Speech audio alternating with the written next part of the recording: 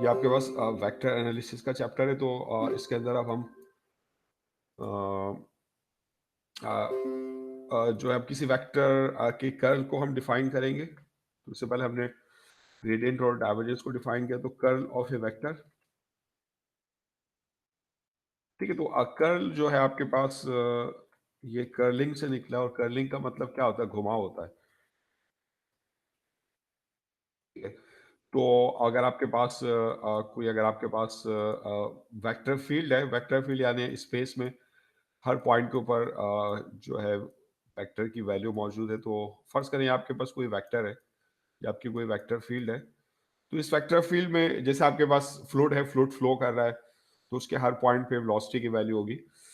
तो उसमें किसी पॉइंट के ऊपर अगर कोई चीज रोटेट कर सकती है, तो वहां पे जो रोटेशन है वो हम किस तरह कैलकुलेट करते हैं? वो हम कर्ल से कैलकुलेट करते हैं। ठीक है, तो कर्ल जो है वो किसी भी वेक्टर की जो रोटेशन है उसको कैलकुलेट करता है। तो curl of a vector field, curl measures rotation.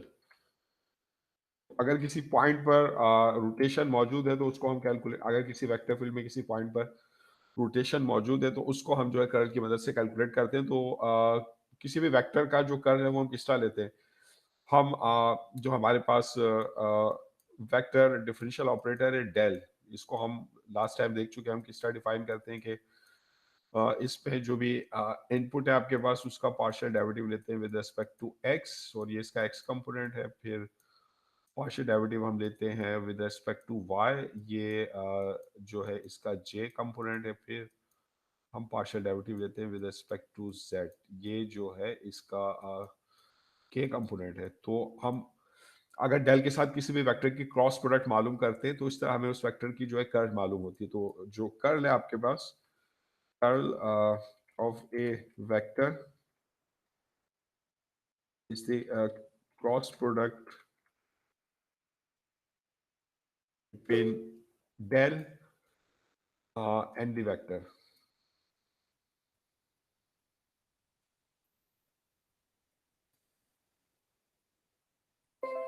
ठीक है, तो किसी भी वेक्टर की कर्ल को हम किस तरह डिफाइन करते हैं? कर्ल जो है किसी भी वेक्टर के रोटेशन को जो है मेजर करता है। अगर कोई वेक्टर फील्ड है स्पेस में, हर पॉइंट पे एक वेक्टर डिफाइन है, तो ये आपके पास वेक्टर फील्ड है। तो अब इसमें किसी भी पॉइंट पे अगर रोटेशन मौजूद है तो हम उसको किस तरह कैलकुलेट करते हैं? उसको हम कर्ल की मदद से कैलकुलेट करते हैं। तो अगर कोई भी वेक्टर है उसकी अगर आपने कर्ल मेजर करनी है तो आप डेल के साथ उसकी क्रॉस प्रोडक्ट जो है फाइंड आउट करते हैं बिटवीन डेल एंड वेक्टर। तो ये कर्ल मालूम करने का फॉर्मूला है आपके पास। तो जो आपके पास जो कर्ल ऑफ ए वेक्टर है उसके लिए हम जो वेक्टर होगा ए बार, उसकी हम क्रॉस प्रोडक्ट लेंगे डेल के साथ। तो ये आपके पास जो है कर्ल ऑफ ए है। और इससे फायदा क्या होगा? इससे जो वेक्टर ए है इसकी रोटेशन हमें मालूम होगी कि किसी पॉइंट पर अगर हम इसकी वैल्यू कैलकुलेट करते हैं तो क्या उस पॉइंट पे कोई रोटेशन मौजूद है या नहीं। ठीक है ना? अब जैसे इसके एग्जांपल हम करते हैं, जैसे फॉर एग्जांपल हम find the curl of vector A. ये आपके पास वेक्टर ए है आपके पास, जैसे 3xi plus 2xy square z j n plus 4z square के। तो ये जो आपके पास वेक्टर है हम इसकी कर्ल मालूम करते हैं। और फर्स्ट करें हम इस पॉइंट पे मालूम करते हैं, एट द पॉइंट,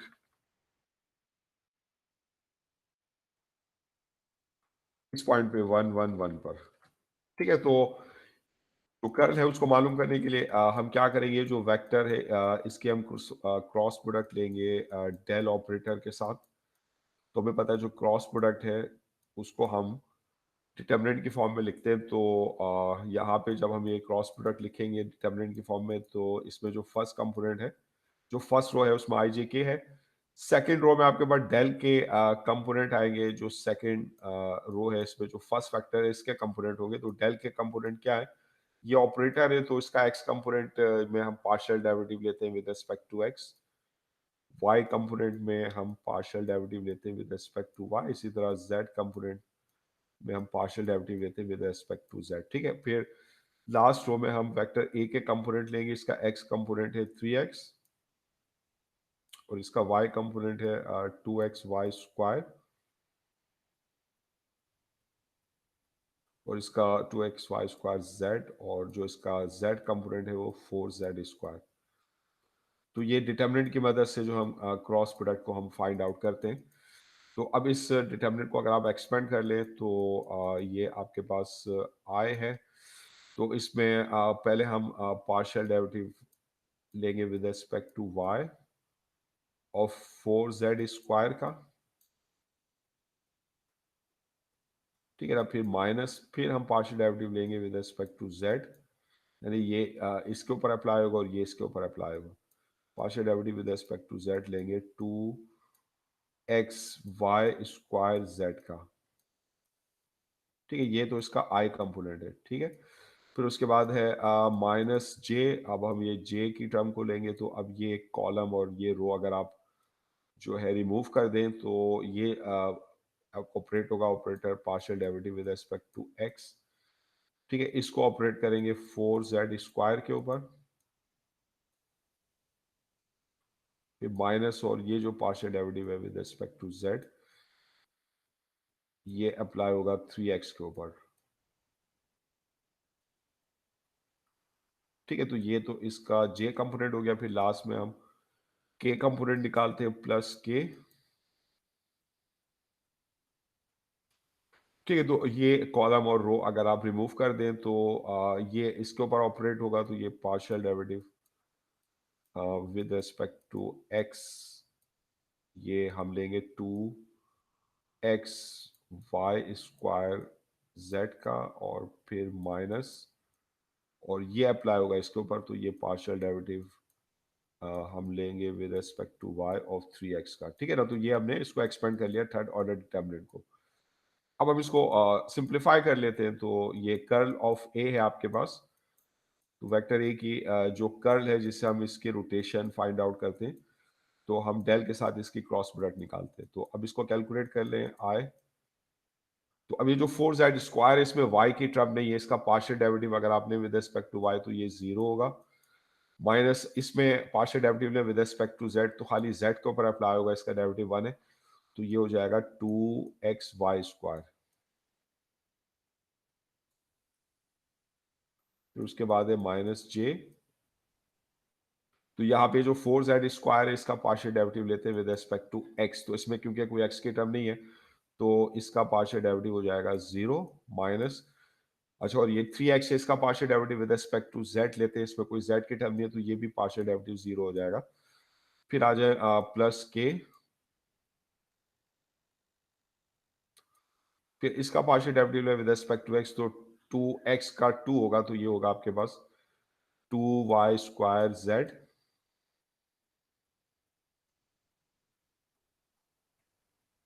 3x का partial derivative with respect to y ये होगा 0। ठीक है, तो इस तरह ये आपके पास हो जाएगा माइनस 2x वाई स्क्वायर आई, ये तो 0 हो जाएगी पूरी टर्म, जे कंपोनेंट 0 हो जाएगा, और ये आपके पास है 2y स्क्वायर जेड के, तो ये आपके पास जो है इस वेक्टर की कर्ल आ गई एट एनी पॉइंट।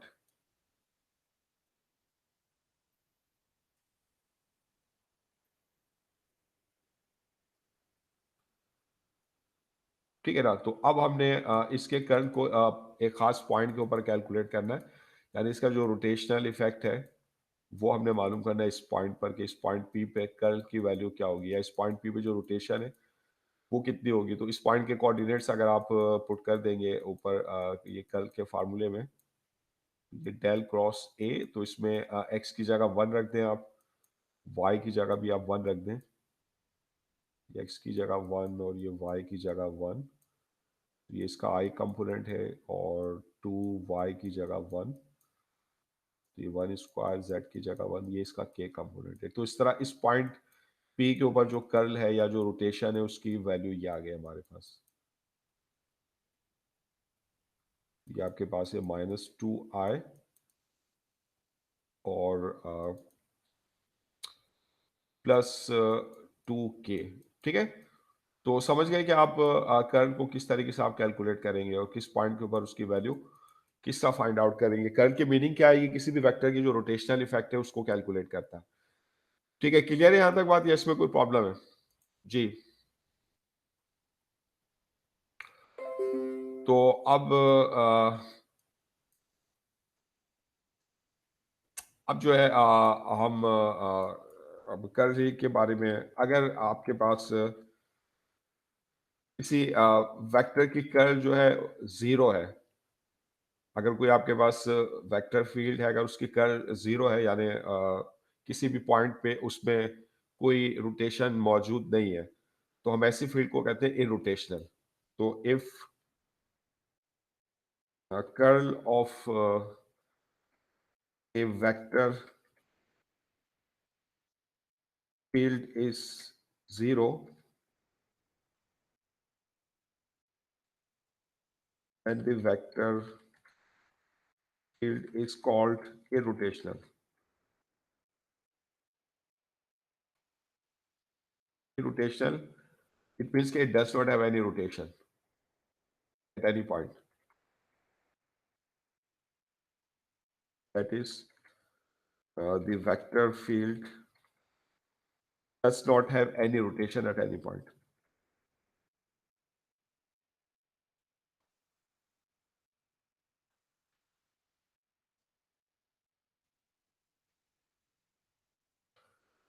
ठीक है, तो अब जैसे हम इसके एग्जाम्पल करते हैं, तो कोई वेक्टर फील्ड रोटेशनल कब होती है? जब उसकी कर्ल जो है वो जीरो, यानी किसी भी पॉइंट पे वो उसमें कोई रोटेशन मौजूद नहीं है। ठीक है ना, तो अब जैसे ये आपके पास ये एक्सरसाइजेज हैं जो आप कर सकते हैं, इसमें कर्ल और डाइवर्जेंस वगैरह आप मालूम कर सकते हैं।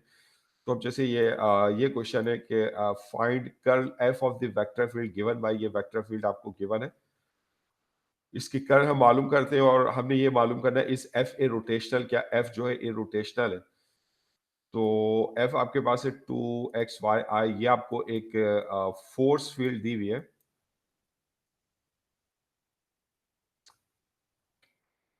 फोर्स फील्ड है, यानी स्पेस के किसी रीजन में हर पॉइंट के ऊपर जो है फोर्स वेक्टर जो है वो डिफाइन है। तो ये फोर्स फील्ड है जो कि फंक्शन है एक्स वाई जी का। तो ये इसकी वैल्यू है 2xy plus x square plus z square j, x square plus z square j, और इसका जो वाई कंपोनेंट आपके पास 2yz के। ठीक है, तो ये फोर्स फील्ड हमें दी हुई है। अब हमने फाइंड आउट करना है कि इज एफ ए रोटेशनल, ये जो फोर्स फील्ड है क्या ये इरोटेशनल है?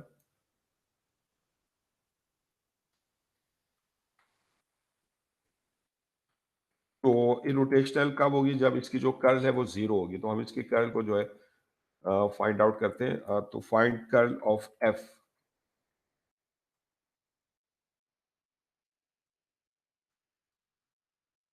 तो ये जो फोर्स फील्ड है इसकी कर्ल हम किस तरह मालूम करेंगे? हम डेल के साथ जो है, ये जो ऑपरेटर है डेल ऑपरेटर, इसके साथ हम इसकी क्रॉस प्रोडक्ट लेते हैं। तो ये जो है कर्ल ऑफ एफ है। तो क्रॉस प्रोडक्ट मालूम करने के लिए हम जो है डिटर्मिनेंट फॉर्म जो है उसको यूज करते हैं। डिटर्मिनेंट, तो इसके फर्स्ट रो में यूनिट वेक्टर्स आई जे के हैं आपके पास, सेकंड रो में डेल के कंपोनेंट होंगे जो कि आपके पास है partial derivative with respect to x, फिर पार्शियल डेरिवेटिव लेते हैं विद रिस्पेक्ट टू वाई, और फिर पार्शियल डेरिवेटिव लेते हैं विद रिस्पेक्ट टू जेड।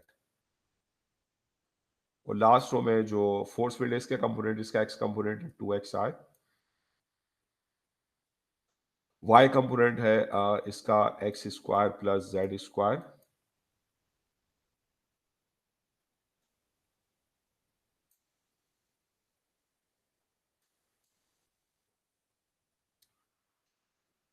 ये इसका वाई कंपोनेंट और जेड कंपोनेंट है 2yz।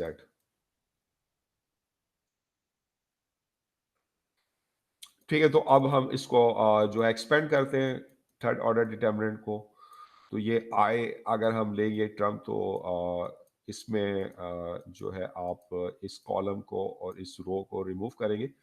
तो पहले पार्शियल डेरिवेटिव ऑफ वाई जो ये 2yz इसके ऊपर ऑपरेट करें तो ये पार्शियल डेरिवेटिव लेंगे with respect to y of 2yz, फिर माइनस, और फिर ये पार्शियल डेरिवेटिव ऑफ z लेंगे हम with respect to z with of x square plus z square का।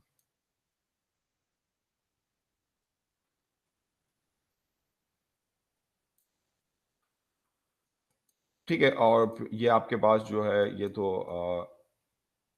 एक्स कंपोनेंट है, फिर माइनस जे, तो इस कॉलम और रो को हटाएं तो ये partial derivative with respect to x ये हम कैलकुलेट करेंगे 2yz का, फिर minus partial derivative with respect to z ये हम लेंगे 2xy का। ठीक है ना, इसको इसके ऊपर ऑपरेट करेंगे तो ये तो कर्ल का आपको जे कंपोनेंट मिल गया, फिर आखिर में के कंपोनेंट प्लस के, तो इस कॉलम रो को हटाएं तो ये partial derivative with respect to x ये कैलकुलेट करेंगे x square plus z square का,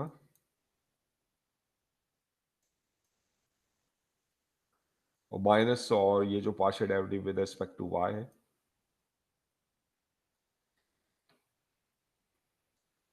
partial derivative with respect to y तो ये ऑपरेट करेंगे 2xy पर।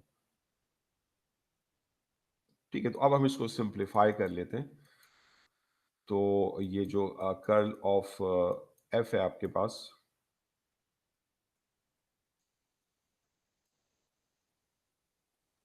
ठीक है, तो इसका पार्शियल डेरिवेटिव ले विद रिस्पेक्ट टू वाई तो ये आपके पास होगा 2z, माइनस इसका पार्शियल डेरिवेटिव ले विद रिस्पेक्ट टू z तो ये आपके पास होगा 2z,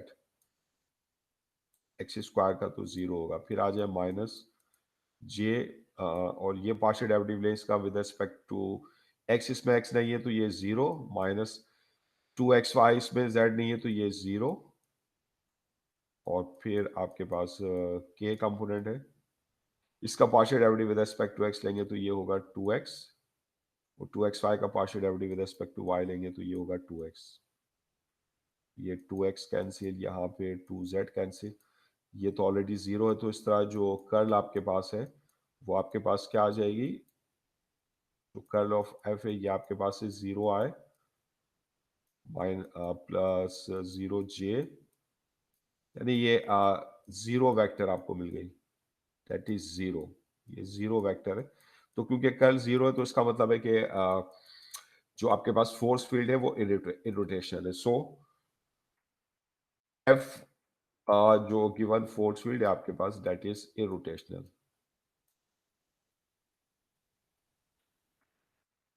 ठीक है, तो अगर कोई फोर्स फील्ड आपने प्रूफ करनी है कि वो इरोटेशनल है, यानी उसमें कोई रोटेशन मौजूद नहीं है, तो इसका मतलब ये है कि उसकी जो कर्ल है वो जीरो होगी, तो आप उसकी कर्ल निकालेंगे अगर वो जीरो है तो इसका मतलब आपकी जो फोर्स फील्ड है वो या आपकी जो भी वेक्टर फील्ड है वो आपके पास जो है ए रोटेशनल है। ठीक है ना, तो अब आज आप इसके बाद जो है हम लाइन इंटीग्रल को पढ़ते हैं, नया टॉपिक है आपके पास। ठीक है, तो what is a line integral, तो लाइन इंटीग्रल क्या है आपके पास और किस तरह हम इसको यूज करते हैं, किस तरह कैलकुलेट करते हैं। तो सिंपली अगर आपके पास कोई कर्व है और आप कोई इंटीग्रल जो है ये आपके पास कोई कर्व है सी, ठीक है ना, आप इसको इस तरीके से ट्रेवर्स कर रहे हैं इस डायरेक्शन में, तो अगर आप कोई इंटीग्रल जो है अलोंग ए कर्व कैलकुलेट करते हैं तो उसको हम सिंपली लाइन इंटीग्रल कहते हैं। तो एक्चुअली ये कर्व इंटीग्रल है, यानी integral evaluated along a curve, तो that is called a line integral. तो एन इंटीग्रल,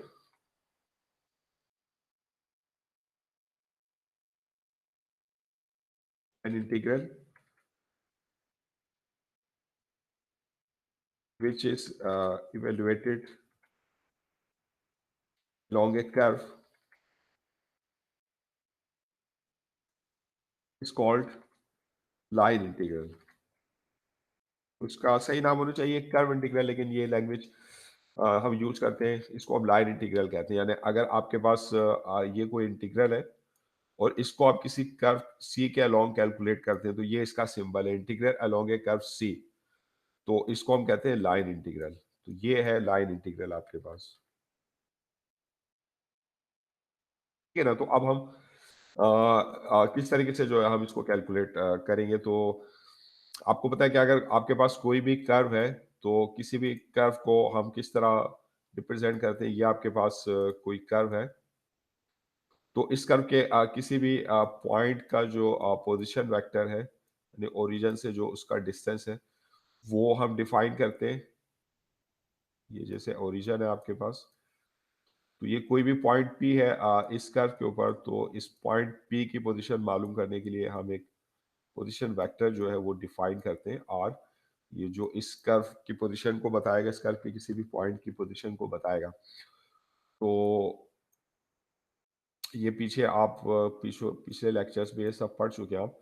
तो ये जो आपके पास पोजीशन वेक्टर है, ये आपके पास जो है ये फंक्शन होगा एक्स वाई जी का। तो ये आपके पास होगा एक्स आई, यानी इसमें प्लस वाई जे और प्लस जेड के। ठीक है ना? तो ये इस पॉइंट, इसका के किसी भी पॉइंट का पोजीशन वेक्टर है। अब इसमें जो एक्स वाई जी है वो खुद एक पैरामीटर टी के ऊपर डिपेंड करते हैं। टी जैसे आमतौर पे वो टाइम होता है, जिसको हम पैरामीटर कहते हैं। तो खुद एक्स वाई जी जो है वो एक पैरामीटर टी का फंक्शन होते हैं। तो इस तरीके से हम जो है इस कर्व को जो है पैरामेट्रिक फॉर्म में इस तरह लिखते हैं, parametric form of curve is. तो ये जो आपके पास कर्व है, पैरामेट्रिक फॉर्म क्या होती है, यानी इसको हम लिखते हैं as a function of parameter t. तो जो इसके अंदर x है उसको हम लिखते हैं as a function of t. उसी तरह जो y है उसको हम लिखते हैं as a function of t. और इसी तरह जो z है उसको हम लिखते हैं as a function of t. तो ये इस कर्व की पैरामेट्रिक इक्वेशन है। इसमें t जो है वो पैरामीटर है। ठीक है ना? तो अब हम अगर कोई हमारे पास स्केलर है और उसका किसी भी कर्व के अलोंग हम लाइन इंटीग्रल निकालना चाहते हैं, तो वो हम किस तरह निकालेंगे। तो इसमें एक तो ये कि एक स्केलर का लाइन इंटीग्रल हम किस तरह निकालते हैं और एक वेक्टर का लाइन इंटीग्रल हम किस तरह निकालते हैं। तो हम दो टाइप्स के लाइन इंटीग्रल डिफाइन करते हैं। तो पहला है आपके पास line integral of a scalar.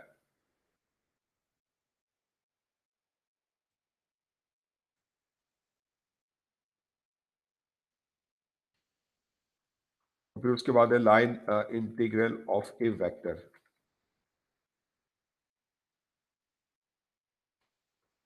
ठीक है ना? तो ये दो टाइप्स के हैं आपके पास। तो पहले हम देखते हैं कि अगर आपके पास कोई स्केलर फंक्शन है, तो उसका किसी कर्व के अलोंग लाइन इंटीग्रल किस तरह डिफाइन होता है। Line integral of a scalar.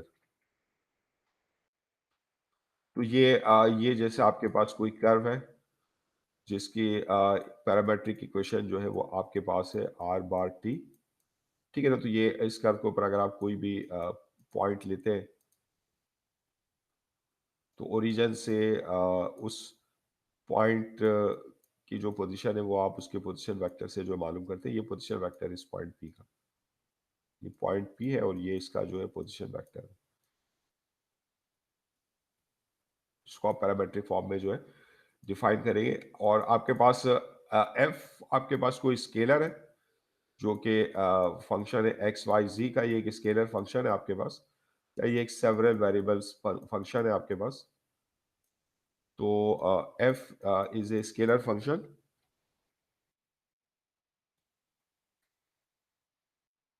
तो ये आपके पास ये जो स्केलर है, ये टेम्परेचर हो सकता है। तो ये आपके पास एक स्केलर फील्ड है, यानी हर पॉइंट के ऊपर इसके स्केलर की कोई ना कोई वैल्यू मौजूद है। तो एफ जो है आपके पास, that is a scalar field.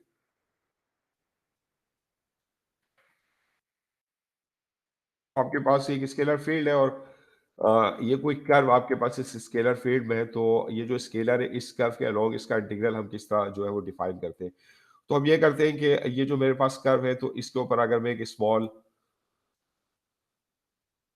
Element लेता हूँ, अगर आर चेंज हो, तो आर की ये जो स्मॉल चेंज है आपके पास, जो कि डिफरेंशियल ऑफ आर है, तो इसको हम इस तरह लिखेंगे, that is D r bar.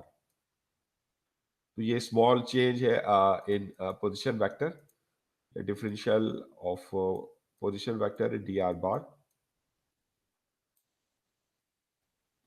Differentials की मदद से जो हम स्मॉल चेंजेस को अप्रोक्सीमेट करते हैं, तो ये डिफरेंशियल ऑफ पोजीशन वेक्टर है आर बार।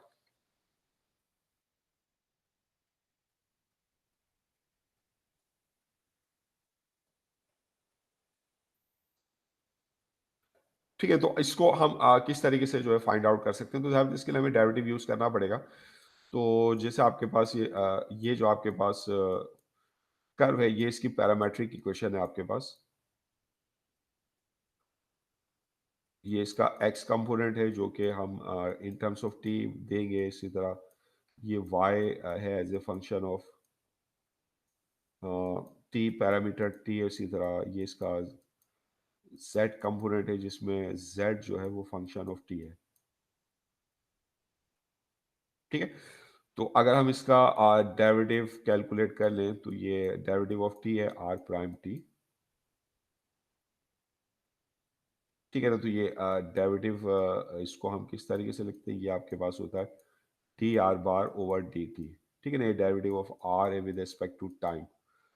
तो ये आपके पास क्या होगा, इसमें हम x को डिफरेंशिएट करेंगे, टर्म बाय टर्म हम डिफरेंशिएट कर लेंगे, इसका डेरिवेटिव आ जाएगा। ये x को डिफरेंशिएट कर लेंगे, ये y को डिफरेंशिएट कर लेंगे, और ये आपके पास जो z है हम इसको डिफरेंशिएट कर लेंगे। ठीक है, तो इसका जो मैग्नीट्यूड होगा आपके पास, magnitude of d r bar over d t, इस डेरिवेटिव का जो मैग्नीट्यूड है ना, तो उसको हम डिनोट करते हैं D S over d T से। तो इसका मैग्नीट्यूड मतलब आर बार तो आपके पास वेक्टर है, और उसका जो मैग्नीट्यूड है वो एस है, जो कि लेंथ है। ठीक है, तो इसका जो मैग्नीट्यूड हम निकालेंगे इस डेरिवेटिव का, तो D S over d T क्या है, इसका एक्स कंपोनेंट, यानी जो एक्स का डेरिवेटिव है इसका स्क्वायर, प्लस वाई कंपोनेंट का स्क्वायर, वाई कंपोनेंट जो वाई का डेरिवेटिव है इसका स्क्वायर,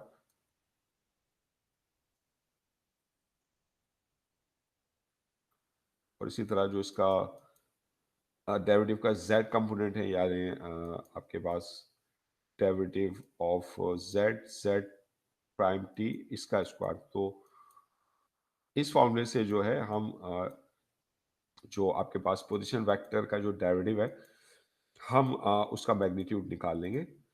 ठीक है, तो ये जो आपके पास कर्व के ऊपर ये जो आप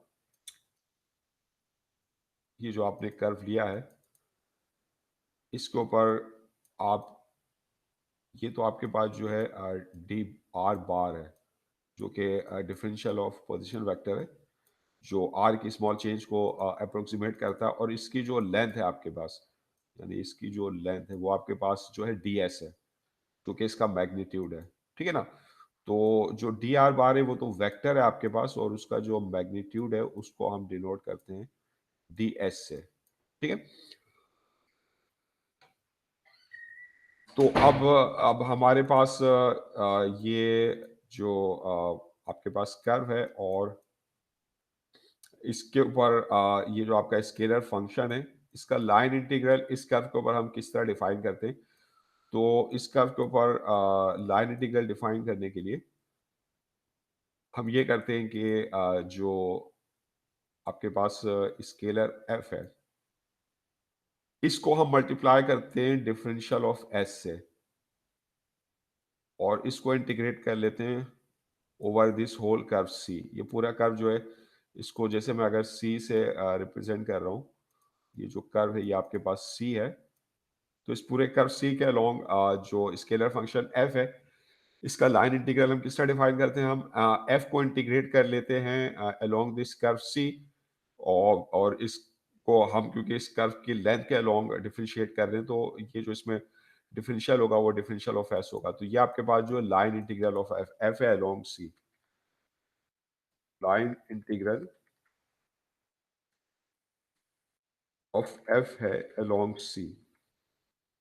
ठीक है, तो इसमें ds जो है, ds क्या है, ये जो आपके पास जो डेरिवेटिव है r बार का, उसका जो मैग्नीट्यूड है ds ओवर dt। तो यहां से देखें ds की वैल्यू आपको क्या मिलेगी, तो ये जो लाइन इंटीग्रल है of this scalar function f along this curve s, तो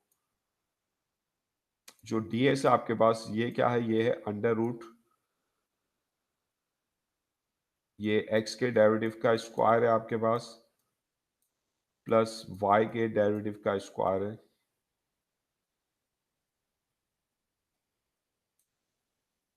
और प्लस z के डेरिवेटिव का स्क्वायर है।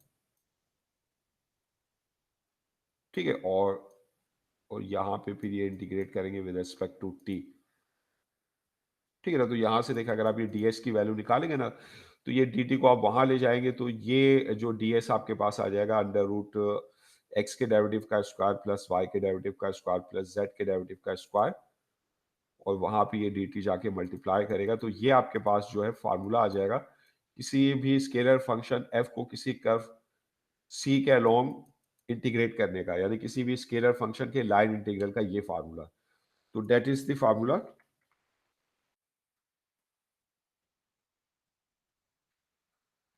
to find out line integral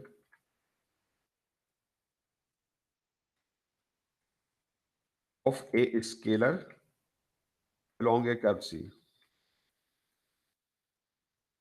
ठीक है, तो अब जैसे हम इसकी एग्जाम्पल करते हैं,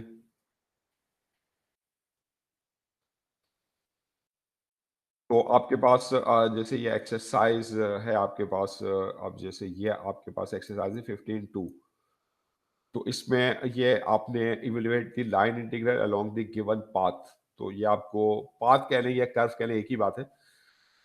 तो ये आपको लाइन इंटीग्रल निकालना है। इसके अंदर ये स्केलर फंक्शन है, जैसे ये एक्स वाई है, तो ये सारे स्केलर फंक्शन इसमें गिवन है, और वो जो पाथ है या वो जो कर्व है सी जिसके अलोंग हमने इसको इंटीग्रेट करना है, वो आपको गिवन है, उसकी इक्वेशन आपको गिवन है, यानी उसके पोजीशन वेक्टर की वैल्यू जो है, उस पाथ के किसी भी पॉइंट के पोजीशन वेक्टर की वैल्यू आपको मालूम है, और जो पैरामीटर टी है उसकी वैल्यू मालूम है कि कहाँ से कहाँ तक आपने इंटीग्रेट करना है। ठीक है ना, तो ये जैसे ये 15.2 हमारे पास एक्सरसाइज है, तो इसका ये क्वेश्चन हम करते हैं, ये क्वेश्चन नंबर आपके पास 7 है। तो इसमें ये आपने लाइन इंटीग्रल निकालना है इस स्केलर फंक्शन एक्स वाई का, इसमें एफ की जगह एक्स वाई दिया हुआ है अलोंग, और ये जो कर्व आपको दिया हुआ है, जिस कर्व के अलोंग आपने लाइन इंटीग्रल निकालना है, ये कर्व आपको डिफाइन किया हुआ है। जो कर्व है आपके पास सी, वो उसके ऊपर किसी भी पॉइंट का पोजीशन वेक्टर आपको दिया हुआ, उसकी पैरामेट्रिक इक्वेशन आपको दी हुई है। तो ये जो पैरामेट्रिक इक्वेशन ये आपके पास क्या है, r as a function of t, ये 4ti प्लस 3tj। तो ये एक स्पेस कर्व है, क्योंकि इसके अंदर के कंपोनेंट नहीं है, खाली एक्स और वाई कंपोनेंट है। 4ti प्लस 4tj, तो ये आपके पास एक प्लेन कर्व है, मतलब इसमें के कंपोनेंट नहीं है, तो ये एक प्लेन के ऊपर है। और इसमें जो पैरामीटर टी है वो फ्रॉम 0 to 1 है।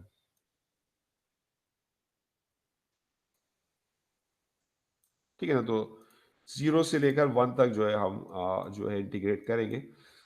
तो ये आपके पास लाइन इंटीग्रल है। तो अब इसमें अब हमने क्या करना है, ये हमने ds, ये जो आपका आर बार दिया हुआ है, ये जो पोजीशन वेक्टर आपको दिया हुआ है इस कर्व का, that is R T 40i plus 40j। तो ये 40 क्या है, ये इसका x कंपोनेंट है, ये एक्स टी है, ये x की पैरामेट्रिक इक्वेशन है, तो दैट इज 40। और जो y आपको दिया हुआ है as a function of t, जो y की जो पैरामेट्रिक इक्वेशन आपको दी हुई है वो है 40। ठीक है। तो आप जो है इसका डेरिवेटिव निकाल लें, एक्स का डेरिवेटिव ले लें विद रिस्पेक्ट टू टी, तो ये आपके पास है 4। इसी तरह वाई का डेरिवेटिव ले लीजिए आप, इसको डिफरेंशिएट करेंगे विद रिस्पेक्ट टू टी, तो ये आपके पास आ जाएगा 4। ठीक है, तो आपने डी एस कैलकुलेट करना है, तो डी एस आपके पास क्या होता है, डी एस प्लेन कर्व के लिए जो डी एस है वो किस तरह निकालेंगे कि जो आपका एक्स प्राइम है आप इसका स्क्वायर लेंगे प्लस जो वाई प्राइम है, जो वाई का डेरिवेटिव आप इसका स्क्वायर लेंगे। ठीक है, तो ये डेरिवेटिव आपने ऊपर कैलकुलेट किए हुए। तो x का डेरिवेटिव ये है 4, तो आपने इसका स्क्वायर ले लिया, ये इसकी वैल्यू सब्स्टिट्यूट कर दी, और y का जो डेरिवेटिव है ये भी 4 है, इसकी वैल्यू सब्स्टिट्यूट कर दी, तो ये आपके पास हो गया 16 प्लस 16, ये आपके पास आ गया √32। तो इसको आप इस तरह लिख दें, ये 16 2 * 32 है। तो इस तरह आपको जो डिफरेंशियल ऑफ एस है, डी एस उसकी वैल्यू मिल गई, तो डी एस आपके पास ये आ गया 4√2। ठीक है ना। तो अब आप ये लाइन इंटीग्रल हम निकालते हैं, तो डी एस हम कैलकुलेट कर लेंगे। डी एस के लिए हमें जो एक्स और वाई उनके डेरिवेटिव निकालने पड़ेंगे, तो वो हमने निकाल लिए, और फिर हमने जो मैग्नीट्यूड है डेरिवेटिव का यानी डी एस, उसको हमने कैलकुलेट किया। तो अब आ जाइए आपके पास जो लाइन इंटीग्रल है, ये डी एस के साथ डी टी भी आता है, ये डी टी इसके साथ मल्टीप्लाई होगा एज इट इज, तो ये आ जाएगा डी एस डी टी।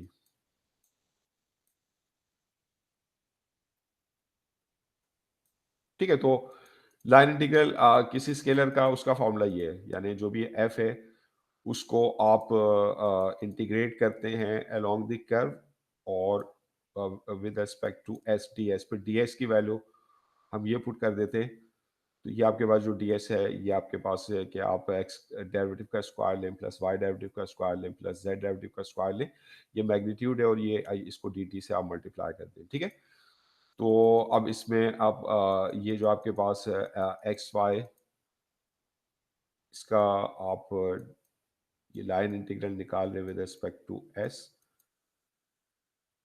ठीक है, तो इसमें जो x है आपके पास उसको पुट कर दें, तो x आपके पास क्या था, ये था 40। ये सारी वैल्यू जो है हम पैरामीटर की फॉर्म में रखेंगे इन टर्म्स ऑफ t। 40 है, और y की वैल्यू रख दें, y भी आपके पास 40 है, तो ये मैंने जो पैरामेट्रिक इक्वेशन दी हुई है ना x और y की, उनको मैंने सब्स्टिट्यूट किया, और ds रख दें, ds ये है आपके पास 4√2 dt, और आपने इंटीग्रेट करना है, तो पैरामीटर t जो है वो आपको दिया हुआ है फ्रॉम 0 to 1 है, तो ये डेफिनेट इंटीग्रल आप लोगे फ्रॉम 0 to 1, ये t की लिमिट्स है। ठीक है, तो अब हम इस डेफिनेट इंटीग्रल को हम कैलकुलेट कर लेते हैं, तो ये आपके पास 0 to 1 है, तो ये 4 4 4 4 4 4 जा 64 √2, ये सब मल्टीप्लाई कर रहा हूँ टी, और टी आपके पास टी स्क्वायर हो जाएगा। तो अब आप इसको इंटीग्रेट करें, तो इंटीग्रेशन का पावर रूल में यूज करूंगा, तो ये 64 √2 तो एज इट इज है, और टी स्क्वायर का जो इंटीग्रल होगा ये आपके पास होगा t³/3, और ये इसमें लिमिट आप सब्स्टिट्यूट करेंगे टी की 0 से 1 तक। तो इस तरीके से इसको आप सिंप्लीफाई कर लें, तो ये 64 √3 अपॉन 64 √2/3, और t³ जो है इसमें आप लिमिट रखें, पहले अपर लिमिट यानी 1³, फिर माइनस लोअर लिमिट यानी 0³, तो ये आपके पास जो है ये 1 आ जाएगा। तो इस तरह ये लाइन इंटीग्रल की वैल्यू जो है वो हमने कैलकुलेट कर ली है, 64 √2/3 है। ठीक है ना। तो इसमें जैसे एक और एग्जाम्पल करते हैं, इसमें जैसे ये आपके पास ये वाली ले लेते हैं, 9th है आपके पास, तो ये आपके पास 9 में ये आपने लाइन इंटीग्रल निकालना है इस स्केलर फंक्शन का, ये स्केलर फंक्शन दिया हुआ आपको। स्केलर फंक्शन इसलिए क्योंकि इसमें कोई आई जे के नहीं है, ये जस्ट एक फंक्शन है एक्स वाई जेड का, तो ये आपका स्केलर फंक्शन है एफ। तो इसका हमने लाइन इंटीग्रल निकालना है, इसको इंटीग्रेट करना with respect to s, along this curve C, और ये जो कर्व सी है ये आपको दिया हुआ है, ये आपको डिफाइन दिया करा हुआ है कर्व। ये जो है इस कर्व के ऊपर किसी भी पॉइंट के पोजीशन वेक्टर की वैल्यू आपको दी हुई है आर टी की साइन टी आई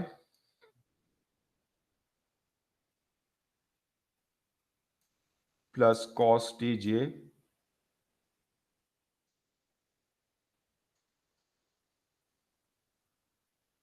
और प्लस 2k। और इसमें जो पैरामीटर टी है वो चेंज हो रहा है फ्रॉम 0 टू पाई बाई 2। तो t is from 0 to pi by 2। ठीक है, तो ये आपके पास स्केलर फंक्शन है एफ, और इसका लाइन इंटीग्रल इस कर्व सी के अलोंग जो है हमने कैलकुलेट करना है। तो कोई भी इंटीग्रल जो किसी कर्व के अलोंग आप कैलकुलेट करते हैं उसे लाइन इंटीग्रल कहते हैं। तो अब ये जो कर्व सी है इसके ऊपर जो है आपको किसी भी पॉइंट की जो है पोजीशन वेक्टर की वैल्यू दी हुई है, और ये इन टर्म्स ऑफ टी दी हुई है पैरामीट्रिक फॉर्म में। ये पैरामीट्रिक इक्वेशन है इस कर्व की। ठीक है, तो जो आपके पास, आपको पता है कि जो कोई भी पॉइंट आपके पास है कर्व के ऊपर, उसकी किसी भी पॉइंट की जो पैरामीट्रिक इक्वेशन है वो क्या होती है आपके पास, ये होती है यानी x t i plus y दिया हुआ था आपको in terms of parameter j, और प्लस जेड आपको दिया हुआ होता है। ठीक है ना, तो अब इसको अगर आप देख लें, इसमें जो एक्स है उसकी वैल्यू साइन टी है आपके पास, यानी एक्स जो as a function of t दिया हुआ है, एक्स वाई जी की पैरामेट्रिक इक्वेशन आपको जो यहाँ से मिल रही है। तो जो एक्स टी आपके पास वो है साइन टी,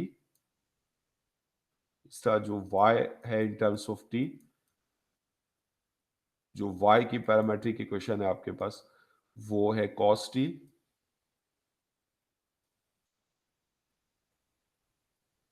और जो आपके पास सेट टी है इसकी जो पैरामेट्रिक इक्वेशन है आपके पास वो है 2।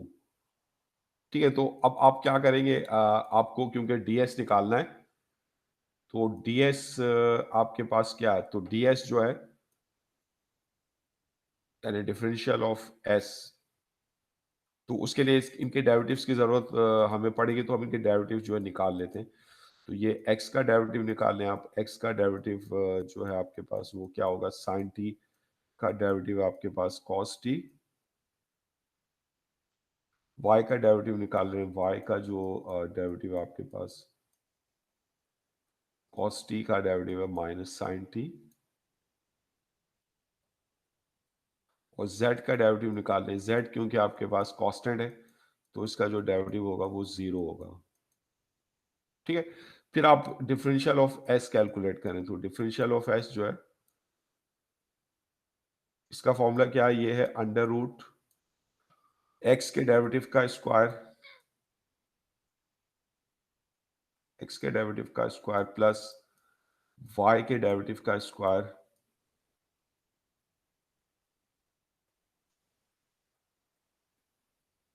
प्लस z के डेरिवेटिव का स्क्वायर।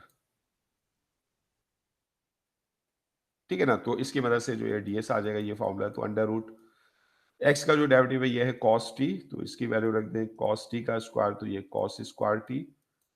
y का डेरिवेटिव आप रख दें, ये है माइनस साइन t, इसका स्क्वायर लेंगे तो ये साइन स्क्वायर t आ जाएगा आपके पास।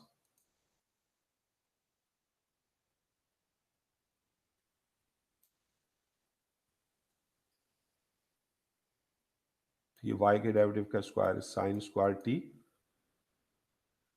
और प्लस z का डेरिवेटिव जो कि 0, तो 0 का स्क्वायर 0। तो इस तरह रूट में आपके पास खाली बचेगा cos square t plus sine square t. तो ये आपकी ट्रिग्नोमेट्रिक आइडेंटिटी होती है, cos square theta plus sine square theta is equal to 1। तो इसका जो cos स्क्वायर टी है प्लस साइन स्क्वायर टी ये आपके पास है 1, तो ये अंडर रूट 1। तो इसका ये ds की वैल्यू आपको मिल गई, डेट इज इक्वल टू 1। तो ds आपके पास आ गया 1, और इसके साथ मतलब dt भी लगता है, तो वो आप आखिर में लगा दें, ये साथ साथ चलता है। ये बाहर है dt, ये है dt, तो ये आपके पास जो है, या अगर आप चाहें तो इस तरह भी कर सकते हैं कि आप जो है ये निकाल लें, ये ds ओवर dt है, ठीक है ना। फिर आखिर में जो है dt को उधर ले जाएं तो ये ds की वैल्यू आ गई आपके पास, दैट इज 1 dt, यानी खाली dt, ठीक है। तो अब हम जो है लाइन इंटीग्रल कैलकुलेट करते हैं। तो ये जो लाइन इंटीग्रल है आपके पास, स्केलर फंक्शन है आपके पास, ये x square plus y square plus z square, इसको इंटीग्रेट करना है हमने with respect to s along this curve. तो अब इसमें जो आपके पास कर्व है, तो उसकी जो पैरामेट्रिक इक्वेशन थी आपके पास, यानी एक्स वाई जेड, वो आप इसमें सब्स्टिट्यूट करें। एक्स आपके पास है साइन टी, तो एक्स स्क्वायर की जगह आपके पास आ जाएगा साइन टी, उसका स्क्वायर ले लेंगे तो ये साइन स्क्वायर टी। तो मैं अब इसमें ये एक्स वाई जी की जो वैल्यूज है इन टर्म्स ऑफ टी वो सब्स्टिट्यूट कर रहा हूँ, जो पैरामेट्रिक इक्वेशंस मुझे गिवन है उनको यूज करके। तो एक्स साइन टी है तो साइन स्क्वायर टी, वाई जो है कॉस टी है तो ये कॉस स्क्वायर टी, और प्लस जेड जो है आपके पास, जेड जो है वो आपके पास है 2, तो जो जेड स्क्वायर टी है ये 2 स्क्वायर हो जाएगा आपके पास।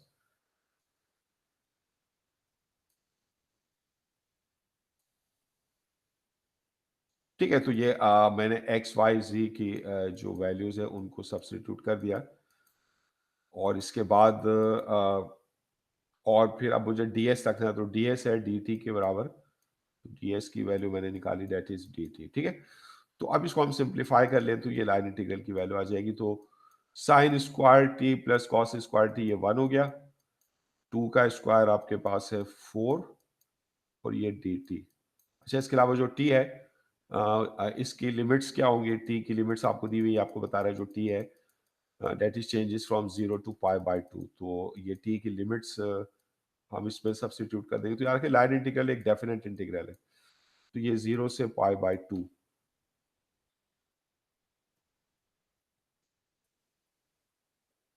तो ये 5 हो जाएगा आपके पास। तो ये 5 dt, ये लिमिट है 0 से पाई बाय 2। तो अब आप इसको एवेल्यूएट कर लें, इसका इंटीग्रल जस्ट t आ जाएगा। ये इसमें लिमिट सब्स्टिट्यूट करेंगे, अपर लिमिट है पाई बाय 2 और लोअर लिमिट है 0। तो ये 5 इंटू अपर लिमिट है पाई by 2 minus lower limit that is 0, तो ये आपके पास हो जाएगा 5 पाई बाय 2। तो ये जो है लाइन इंटीग्रल आपने कैलकुलेट कर लिया, ठीक है। तो अब यहाँ पर इन क्वेश्चंस में तो आपको जो भी कर्व है जिसके अलोंग आप लाइन इंटीग्रल निकालना चाह रहे हैं, जिसके अलोंग आप लाइन इंटीग्रल कैलकुलेट करना चाह रहे हैं, उस कर्व की पैरामेट्रिक इक्वेशन आपको गिवन है। ये इस कर्व की पैरामेट्रिक इक्वेशन है, ये आपको गिवन है इसमें।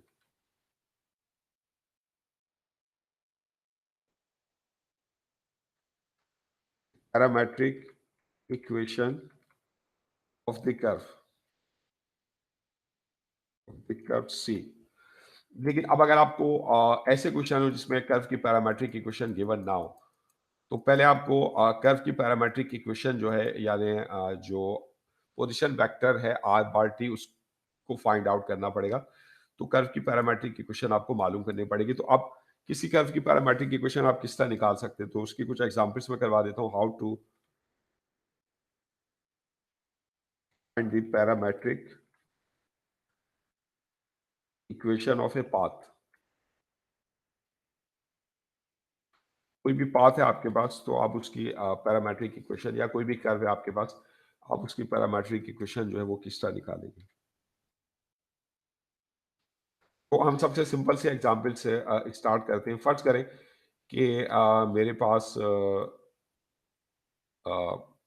स्पेस में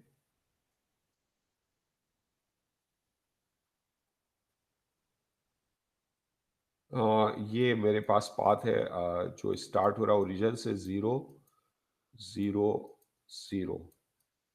मैं इस तरह मूव करके इस पॉइंट तक जाता हूँ, ये मेरा कर्व है सी। ये जो पॉइंट है आपके पास, ये ले लें, इसका एक्स कोऑर्डिनेट 1 है, वाई कोऑर्डिनेट 0 और जेड कोऑर्डिनेट 0, ठीक है ना।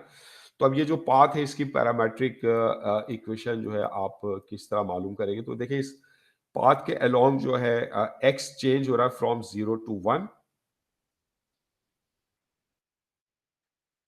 तो अलोंग सी जो है एक्स चेंजेस फ्रॉम 0 टू 1।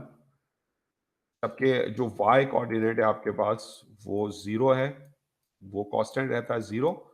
और जो z कोऑर्डिनेट है वो भी आपके पास कांस्टेंट रहता है, दैट इज 0। ठीक है, तो x जो है आपके पास x चेंजेस फ्रॉम 0 टू 1, जबकि y and z they remain 0।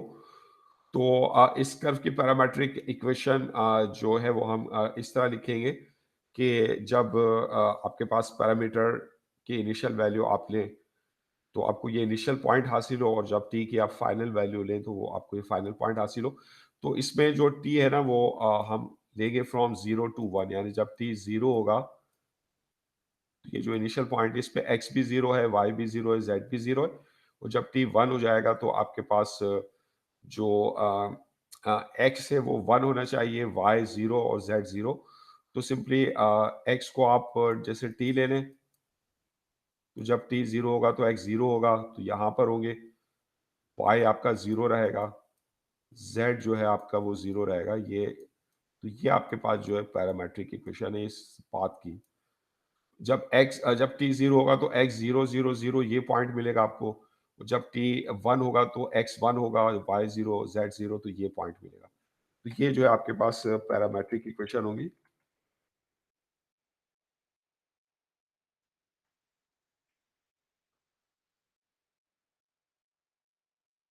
ठीक है ना, तो अब इसी तरह फर्ज करें कि आपके पास जो है ये आपके पास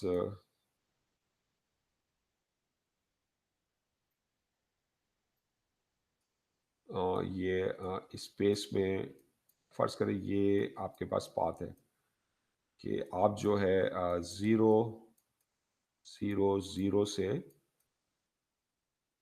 मूव करते हैं इस पॉइंट पर। ये आपका कर्व सी है, और ये जो पॉइंट पी है इसके कोऑर्डिनेट लेट से ये हैं 1 2 और 1। ठीक है ना, तो अब ये जो पाथ है फ्रॉम 0 0 0 टू 1 इसकी पैरामेट्रिक इक्वेशन आप किस तरह लिखेंगे? तो इसमें देखिए जब टी की इनिशियल वैल्यू हो तो आप ये पॉइंट आपको मिलना चाहिए, और जब टी की फाइनल वैल्यू हो, पैरामीटर की फाइनल वैल्यू हो, तो आपको ये पॉइंट मिलना चाहिए। तो आप इसको किस तरह लिख सकते हैं? जैसे आप x ले लें, x आपके पास t है, y आप ले लें, y आपके पास 2t है, और z आप ले लें, z आपके पास t है। और t जो है वो चेंजेस फ्रॉम 0 टू 1। तो अब जब आप टी 0 रखेंगे तो x 0 होगा, y 0 होगा, z 0 होगा, ये पॉइंट मिलेगा। 0 रखने पर ये पॉइंट मिलेगा आपको। और जब आप मूव करेंगे यहाँ से यहाँ तक तो पैरामीटर की वैल्यू चेंज होगी। तो जब यहाँ पे पहुंचेंगे तो टी की वैल्यू 1 है, तो 1 के लिए आपको ये पॉइंट मिलना चाहिए। तो आप इसमें देखिए जब टी 1 रखेंगे तो एक्स 1 होगा, यहाँ पे टी 1 रखेंगे 2 इंटू 1 तो वाई टी होगा, और यहाँ 1 रखेंगे तो जेड 1 होगा। तो ये जो होगी आपके पास पैरामेट्रिक इक्वेशन होगी।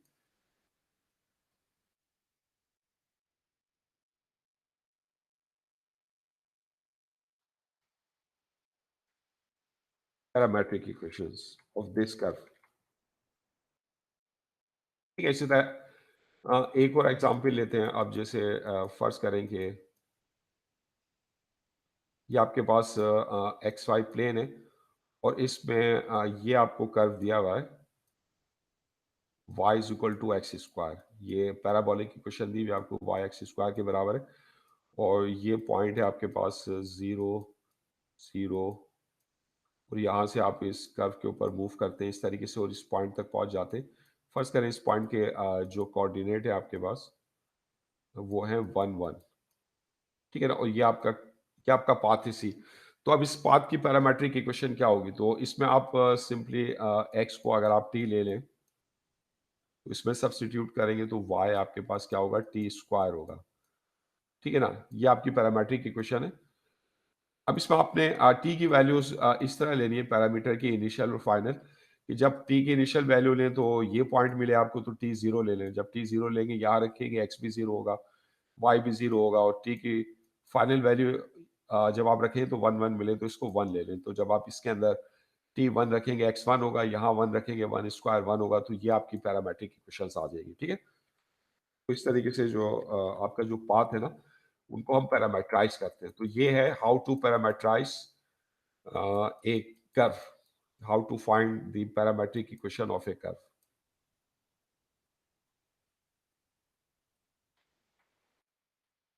ये आपकी जो है पैरामेट्रिक इक्वेशंस है कर्व की। ठीक है ना, तो इन एग्जांपल से क्लियर हो रहा होगा कि आप अगर कोई कर्व है, कोई पाथ है, उसकी पैरामेट्रिक इक्वेशन आपने फाइंड आउट करनी, तो वो आप किस तरह फाइंड आउट कर सकते हैं। ठीक है ना, तो हाउ टू पैरामेट्राइज ए कर्व।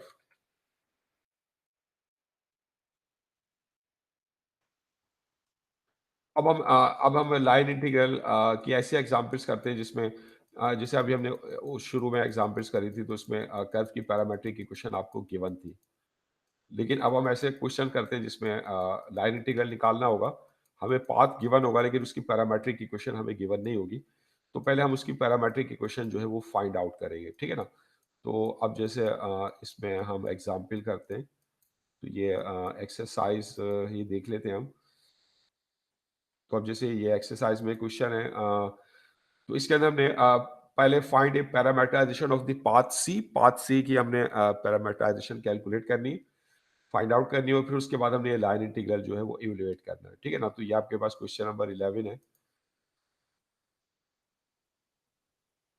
तो ये हमने जो है लाइन इंटीग्रल निकालना है। आपके पास x square plus y square, ये एक स्केलर फंक्शन है, तो इसका इंटीग्रल हमने निकालना है along a curve C.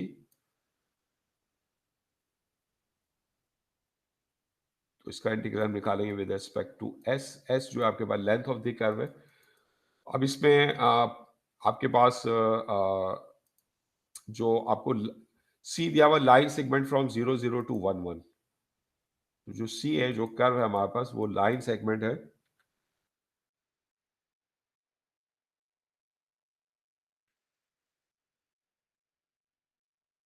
Line segment from 0 0 to 1 1।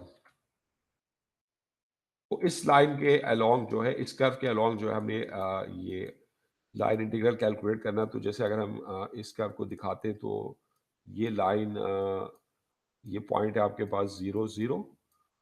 तो ये आपका कर्व है सी। तो ये 0 0 से ये जो पॉइंट है आपका 1 1, ये जो लाइन सेगमेंट है, ये हमारा रिक्वायर्ड कर्व है। तो सबसे पहले हम इसको पैरामेट्राइज करते हैं। तो ए पार्ट में क्या है, ए पार्ट में हमने जो है फाइंड ए पैरामेट्राइजेशन ऑफ पाथ सी। तो इस पाथ सी की एक पैरामेट्राइजेशन मालूम करनी है हमने। फाइंड ए पैरामेट्राइजेशन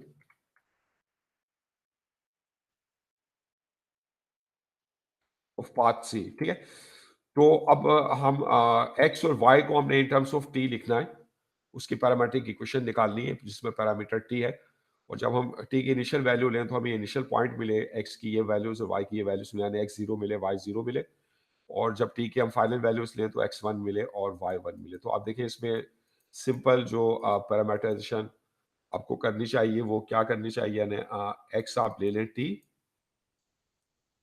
और वाई आप ले लें टी, सिंपल। और जो टी है वो चेंज हो रहा है फ्रॉम 0 टू 1। तो इसमें देखिए जब आप टी जीरो रखेंगे इनिशियल वैल्यू, तो एक्स जीरो होगा, वाई जीरो होगा, तो ये पॉइंट मिलेगा आपको। और जब टी की फाइनल वैल्यू रखेंगे वन, तो एक्स वन होगा, वाई वन होगा, तो ये पॉइंट मिलेगा। तो ये आपकी इसकी पैरामीटराइजेशन है। तो आपका फर्स्ट पार्ट हो गया। अब बी पार्ट में हमने क्या करना है, बी पार्ट में हमने जो है, हमने इस लाइन इंटीग्रल को इवेल्युएट करना है। तो evaluate the line integral along this path.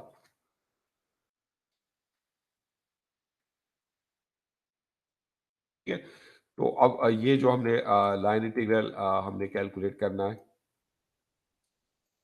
इस कर्व का एक्स, ये जो स्केलर फंक्शन है x square plus y square with respect to S.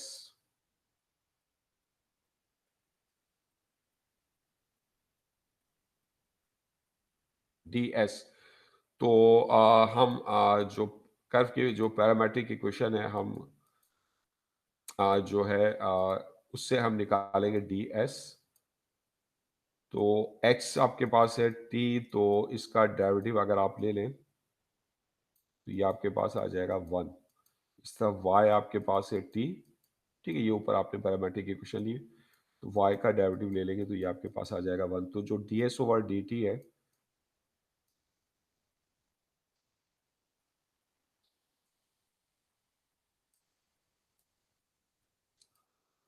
तो ये जो ds ओवर dt है आपके पास ये क्या है, ये है अंडर रूट ये जो x का डेरिवेटिव है इसका स्क्वायर प्लस जो y का डेरिवेटिव है इसका स्क्वायर।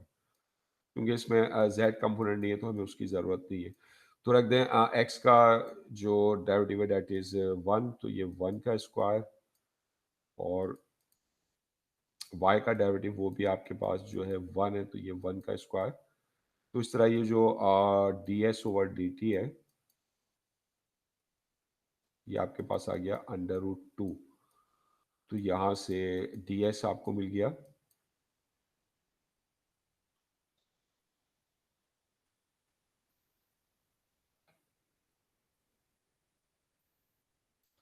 डी एस आपके पास है अंडर रूट 2 डी टी, ठीक है। तो अब आ जाए, अब हम ये लाइन इंटीग्रल जो है कैलकुलेट करते हैं। तो नाउ ये जो लाइन इंटीग्रल है आपके पास along curve C of this scalar function x square plus y square d s का। तो अब इसमें क्या आप सारी वैल्यूज जो है वो आप सब्सटीट्यूट कर दें पैरामीटर टी की फॉर्म में, तो पूरा इंटीग्रल जो होगा वो टी में आ जाएगा, उसको फिर आप इंटीग्रेट कर लेंगे विद रिस्पेक्ट टू टी।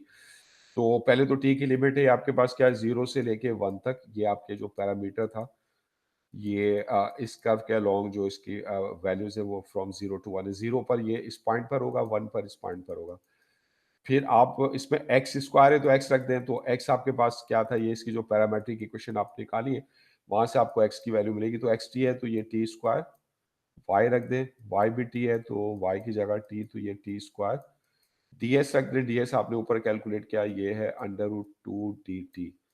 तो ये आपका जो पूरा इंटीग्रल है ना ये इन टर्म्स ऑफ टी आ गया। अब इसको इंटीग्रेट कर दें विद रिस्पेक्ट टू टी, तो ये आपके पास अंडर रूट 2, तो इसको आप बाहर निकाल लें, ये टी स्क्वायर ये हो जाएगा 2 टी स्क्वायर। तो ये आप इसको इंटीग्रेट करेंगे फ्रॉम 0 टू 1, लाइन इंटीग्रल एक डेफिनेट इंटीग्रल है, तो ये आपके पास हो गया 2 अंडर रूट 2, और फिर आप ये टी स्क्वायर को इंटीग्रेट करेंगे पावर रूल से, इंटीग्रेशन का पावर रूल एक पावर बढ़ा के उसे डिवाइड कर दें टी³ ओवर 3, ये लिमिट्स हम सब्सटीट्यूट करेंगे, तो ये आपके पास है 2 अंडर रूट 2 अपॉन 3, और टी³ की जगह रख दें पहले अपर लिमिट 1³ माइनस 0³ तो ये 1 आ जाएगा। तो इस तरह से लाइन इंटीग्रल की वैल्यू आ जाएगी 2 अंडर रूट 2 अपॉन 3, ठीक है। तो हम एक और एग्जाम्पल करते हैं, तो इसमें हमें पहले कर्व की पैरामीटराइजेशन करनी पड़ेगी, उसके बाद जो है फिर हम लाइन इंटीग्रल को कैलकुलेट करेंगे। अब जैसे 13 है आपके पास, तो 13 में यही आपके पास सरफेस यही आपको स्केलर दिया हुआ, यही लाइन इंटीग्रल निकालना है आपने, यानी x square plus y square का। लेकिन अब इसमें जो कर्व है जिसके अलोंग इसे कैलकुलेट करना वो कर्व डिफरेंट है। अब इसमें जो कर्व बता रहा है आपको, जो कर्व है 13 में counter clockwise around this circle from 10 to 01, तो ये आप ये इस कर्व को काउंटर क्लॉकवाइज डायरेक्शन में ट्रेवर्स कर रहे हैं, काउंटर क्लॉकवाइज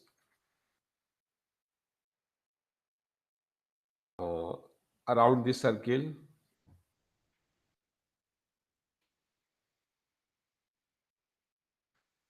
ये आपको सर्किल दिया हुआ x square plus y square is equal to 1 is equal to 1 from 10 to 01,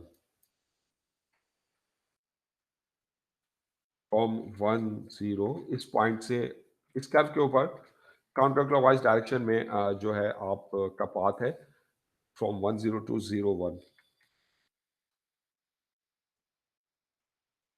ये तो हम देख रहे हैं जो सर्किल है आपके पास, इसका सेंटर ओरिजिन पर है और इसका जो रेडियस है आपके पास वो अ,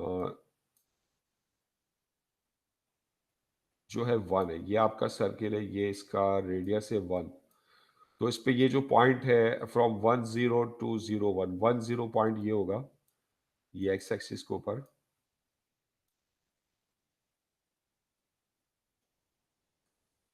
तो अब 10 से 01 पॉइंट ये है।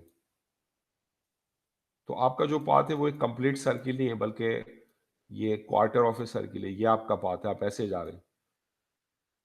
ये आपका पाथ है सी, ये आपका कर्व है सी। ठीक है ना? तो इस कर्व को आपने पैरामीटराइज करना है। तो आपको पता है कि जो आपके पास ये एंगल जो आपके पास थीटा है, सर्किल की जो पैरामेट्रिक इक्वेशन होती है क्या होती है, ये पीछे हमने पढ़ी है। तो parametric equations of a circle are, तो इसमें जो एक्स होता है आपके पास वो होता है आर कॉस थीटा। तो यहाँ पे थीटा की जगह भी क्योंकि पैरामीटर को हम टी से रिप्रेजेंट कर रहे हैं, तो इसको जो है हम ये पैरामीटर जो कि एंगल है यहाँ पे एक्चुअली ये टी है आपके पास। तो एक्स आपके पास होता है आर कॉस टी, और यहाँ पे जो रेडियस है आर वो आपके पास 1 है। या काउंटर क्लॉकवाइज डायरेक्शन में ट्रेवल्स कर दें तो एक्स आर की जगह 1 रख देंगे तो यह हो जाएगा कॉस टी, और जो वाई आपके पास वो होता है आर साइन टी।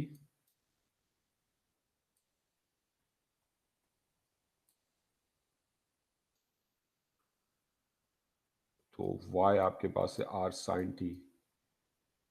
तो ये जो एक सर्किल की पैरामेट्रिक इक्वेशन होती है।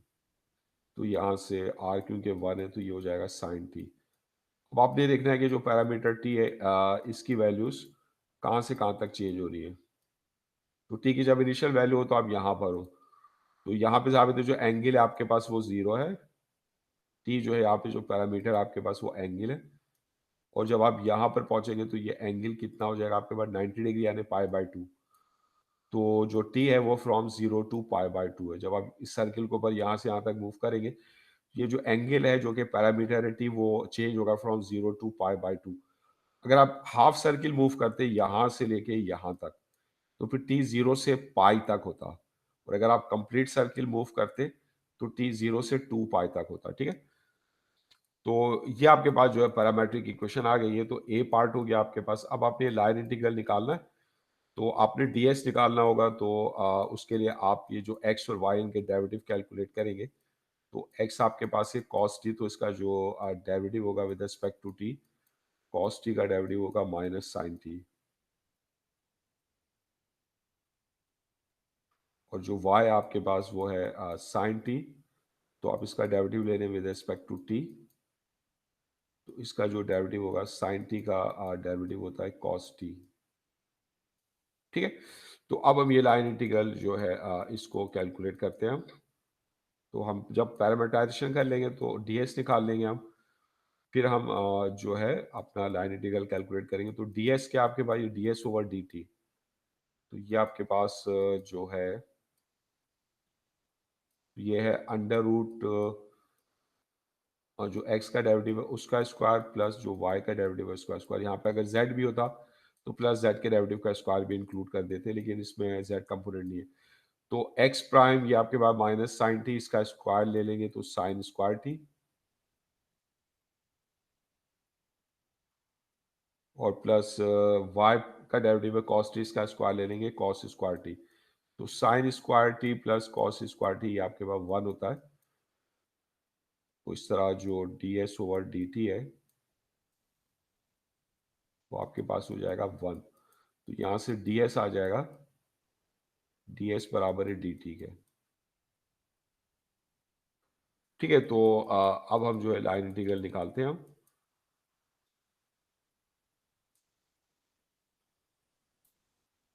सो ये जो आपका लाइन इंटीग्रल है x square plus y square का with respect to s along this curve. तो इसमें आप लिमिट्स रख दें, टी चेंज हो रहा है फ्रॉम 0 टू पाई बाय 2, ये टी की लिमिट्स है। एक्स रख दें, एक्स जो है आपके पास, ये जो पैरामेट्रिक इक्वेशन आपने निकाली है, एक्स आपके पास जो था वो आपके पास था कॉस टी और वाई है साइन टी। तो एक्स रख देंगे आप कॉस टी, तो ये हो जाएगा कॉस स्क्वायर टी, और वाई जो आपके पास वो है साइन टी, तो ये हो जाएगा साइन स्क्वायर टी। और डीएस रख दें, डीएस आपके पास है डी टी। ठीक है, तो अब हम इसे कैलकुलेट करते हैं। Cos square t plus sine square t ये 1 होता है। तो इस तरह ये जो लाइन इंटीग्रल है आपके पास, ये है 1 का लाइन इंटीग्रल लेंगे हम विद रिस्पेक्ट टू टी। तो ये आपके पास आ जाएगा टी, और इसमें फिर लिमिट सब्स्टिट्यूट करेंगे हम पाई बाय 2 से 0 तक। तो ये आपके पास upper limit minus lower limit pi by 2 minus 0। तो इससे ये लाइन इंटीग्रल की वैल्यू आ जाएगी पाई बाय 2। ठीक है, तो अब जो है आपके पास अब जैसे और अब इसमें एक्सरसाइजेज आप इस तरह कर सकते हैं। तो अब आ जाए, अब अगर हमारे पास जो कर्व हो उसमें एक से ज़्यादा पीसीज हो, तो हर पीस के ऊपर हम लाइन इंटीग्रल की वैल्यू कैलकुलेट करेंगे और उनको फिर हम ऐड कर देंगे। तो पूरे पीस के ऊपर हमारी लाइन इंटीग्रल की वैल्यू जो है वो आ जाएगी। अब जैसे ये आपके पास है एक्सरसाइज 19 एंड 20 है। तो पहले हमने जो एक piecewise smooth parameterization of path C, ये जो पूरा पाथ सी है ये 3 लाइन सेगमेंट पर मुश्तमिल है। इसकी पहले पैरामीटराइजेशन करें हम, और फिर ये लाइन इंटीग्रल जो है इसको जो हम इवेल्युएट करते हैं। ठीक है, तो अगर आपके पास अगर फर्ज करें कि आपके पास जो पाथ है वो 3 पीस वाइज स्मूथ कर्व्स में मुश्तमिल है, यानी C1 C2 और फिर ये आपके पास है C3। यानी आप पहले आप इस पॉइंट से, पॉइंट ए से आप पॉइंट बी तक जा रहे हैं अलोंग C1, फिर पॉइंट बी से पॉइंट सी तक जा रहे हैं अलोंग C2, फिर सी से डी तक जा रहे हैं अलोंग C3। तो अब ये जो पूरा लाइन इंटीग्रल है ना, इस पूरे कर्व सी के ऊपर, ये पूरा कर्व सी है। तो ये क्या होगा, हम लाइन इंटीग्रल निकालेंगे along C1 plus line integral निकालेंगे along C2 plus line integral निकालेंगे अलोंग C3। यानी हर पीस के ऊपर हम अलग अलग लाइन इंटीग्रल निकाल के उनको ऐड कर देंगे, तो ये जो पूरा टोटल पाथ है उसके ऊपर हमें लाइन इंटीग्रल मिल जाएगा। ठीक है, तो अब हम देखते हैं लाइन इंटीग्रल जिसमें जो हमारा कर्व है उसमें एक से ज़्यादा पीसीज होंगे। अब जैसे ये आपके पास क्वेश्चन नंबर 19 है। तो ये हमने लाइन इंटीग्रल कैलकुलेट करना है। ये आपके पास है 2x plus y square minus z. ये लाइन इंटीग्रल निकालना with respect to s along C. और सी जो आपको दिया हुआ है इसमें सी, ये आपको पाथ दिया हुआ फिगर में। तो ये आपके पास जो सी है,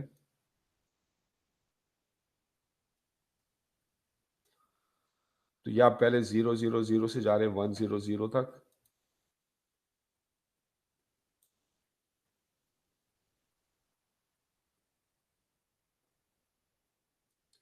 0 0 0 से आप जा रहे हैं ऐसे,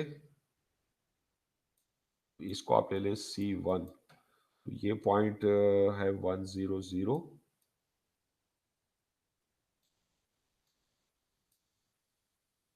फिर उसके बाद जो है आप 1 0 0 से जा रहे हैं 1 0 1 तक ऑन एक्सैक्ट प्लेन। यहां से फिर आप ऐसे जा रहे हैं,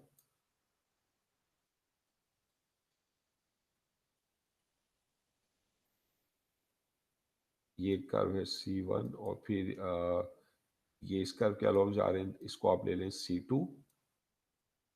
तो ये आपके पास पॉइंट है 1 0 1। ठीक है, फिर उसके बाद आप जो है ऐसे जा रहे हैं 1 0 1 से 1 1 1 तक। फिर आप ऐसे आ रहे हैं 100 से, ये जो पॉइंट है आपके पास ये 111 है। इस कर्व को आप ले लें C3। तो ये जो आपका पूरा कर्व है ना C, ये दरअसल इन तीनों कर्व्स पर मुश्तमिल है, यानी C1 plus C2 plus C3। ये लाइन इंटीग्रल निकालना आपने इस पूरे कर्व C के अलोंग, ठीक है। तो हम हर कर्व के अलोंग जो है इस लाइन इंटीग्रल को कैलकुलेट करते हैं पहले C1 के अलोंग। तो अब हमें पहले C1 को जो है पैरामीटराइज करना पड़ेगा। तो इसमें आप देख रहे हैं एक्स, यानी पहले हम जो है इसको अलोंग C1 निकालते हैं।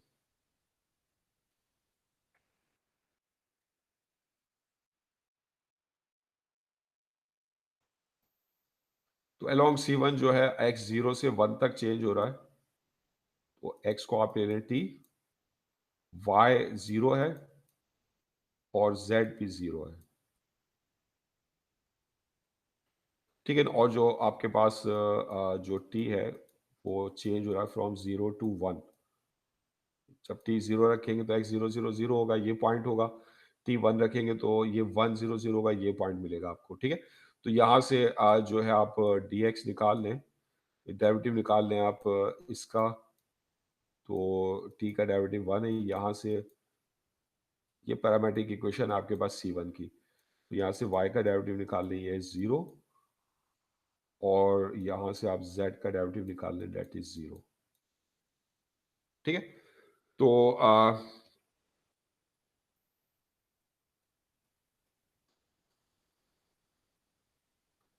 जो आपके पास ds है, ds ओवर dt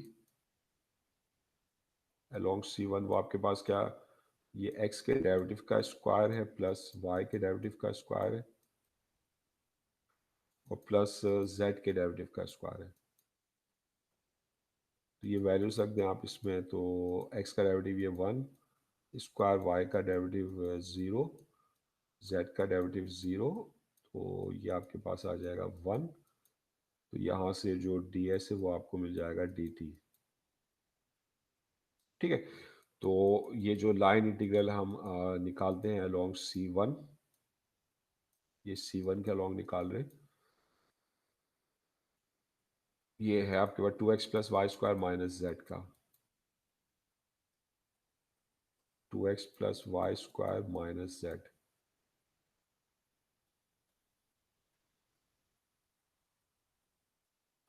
ठीक है। तो C1 जो है इसके पैरामेट्रिक इक्वेशंस आप सब्स्टिट्यूट करें। ये पैरामेट्रिक इक्वेशन है, x की जगह आप t रखेंगे, y की जगह 0, z की जगह 0 और ds की जगह dt।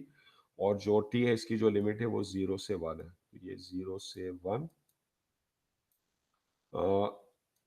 x इसकी जगह t, y की जगह 0, तो ये 0 स्क्वायर और z की जगह 0 0, ds की जगह dt। तो ये आपके पास जस्ट हो जाएगा 2t। तो इसका आप इंटीग्रेट कर लें इसको विद रिस्पेक्ट टू t। तो ये आपके पास हो जाएगा 2t स्क्वायर अपॉन 2। और ये लिमिट सब्स्टिट्यूट करेंगे 1 से 0, तो ये 2 से 2 कैंसिल। t की लिमिट रखें 1 स्क्वायर माइनस 0 स्क्वायर। ये आपका लाइन इंटीग्रल अलोंग C1 हमने कैलकुलेट कर लिया, इसकी वैल्यू आ गई 1। फिर अब ये line integral along C2 calculate करेंगे हम,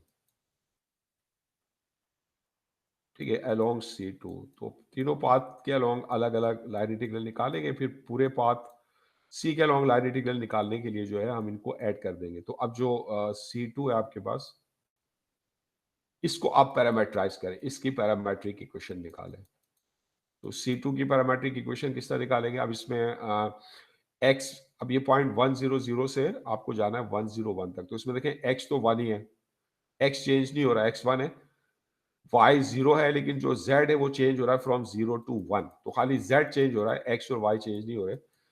तो इसकी पैरामेट्रिक इक्वेशन क्या है? x is fix 1, y fix 0 और जो z है वो चेंज हो रहा है, तो z को ले लें आप t। तो इसमें जो पैरामीटर t है आपके पास वो चेंज हो रहा है फ्रॉम 0 टू 1। तो जब आप t 0 लेंगे तो आपको मिलेगा 100, t 1 रखेंगे तो आपको मिलेगा 101, ठीक है ना। तो 100 से आप 101 तक मूव कर रहे हैं, ठीक है ना। यहाँ पे t 0, यहाँ पे t 1 है। तो अब ये इसकी पैरामेट्रिक इक्वेशन आ गई C2 की, तो यहाँ से आप अब आप डेरिवेटिव निकाल लें। तो जो x का डेरिवेटिव है डेट इज 0, जो y का डेरिवेटिव है आपके पास डेट इज 0, जो z का डेरिवेटिव है आपके पास डेट इज 1। तो इसको डिफरेंशिएट करेंगे with respect to t, that is 1। तो जो आपके पास ds ओवर dt है, उसको अगर आप कैलकुलेट करें,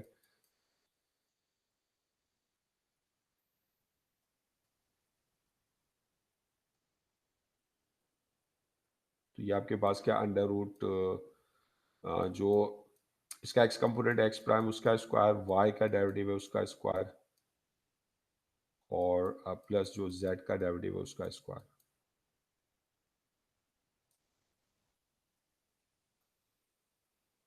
तो इसमें वैल्यूज रख दें, x का डेरिवेटिव 0 है, y का डेरिवेटिव 0 है, z का डेरिवेटिव आपको मिल रहा है 1। तो ये आपके पास हो जाएगा 1, तो यहाँ से जो ds है वो आपके पास आ जाएगा dt। तो अब ये जो लाइन इंटीग्रल है अलोंग C2, इसको हम कैलकुलेट करते हैं। ये 2x plus y square minus z. तो इसको इंटीग्रेट कर रहे हैं हम with respect to x, with respect to h। तो अब इसमें ये जो C2h की पैरामेट्रिक इक्वेशन रखते हैं, इसमें t चेंज हो रहा है फ्रॉम 0 to 1 टू x आपके पास है 0, सॉरी x आपके पास जो है वो है आपके पास 1,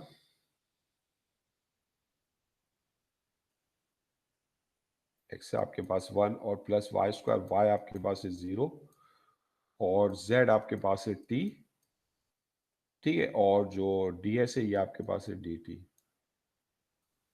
तो इसको एवलुएट कर लें तो ये 0 से 1 तक हमने निकालना है ये इंटीग्रल। तो ये 2 माइनस टी, तो इसको इंटीग्रेट करेंगे हम विद रिस्पेक्ट टू टी। तो जो 2 है उसका इंटीग्रल आपके पास क्या होगा, 2 का इंटीग्रल जो है आपके पास वो है 2t। इसमें लिमिट रखेंगे हम 1 से 0, और t का इंटीग्रल है टी स्क्वायर अपॉन 2। इसमें लिमिट रखेंगे 1 से 0। तो लिमिट सब्स्टिट्यूट कर दें, यहाँ पे 2 आ जाएगा और यहाँ पे माइनस 1/2 आ जाएगा। तो ये आपके पास आ जाएगा 2 2 4 -1 3/2। तो ये हमने ये लाइन इंटीग्रल निकाल लिया अलोंग C2। ठीक है, अब इसी तरीके से अब ये लाइन इंटीग्रल निकालते हैं इस कर्व का फ्रॉम 101 से 111 तक, यानी अलोंग C3।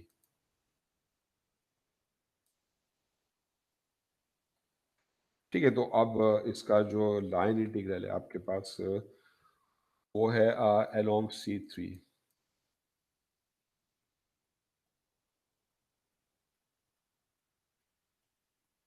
ठीक है, तो अब C3 में आप देखें जो C3 है आपके पास ये क्या है, फ्रॉम 101 से आप मूव कर रहे हैं 111 तक, 111 तक।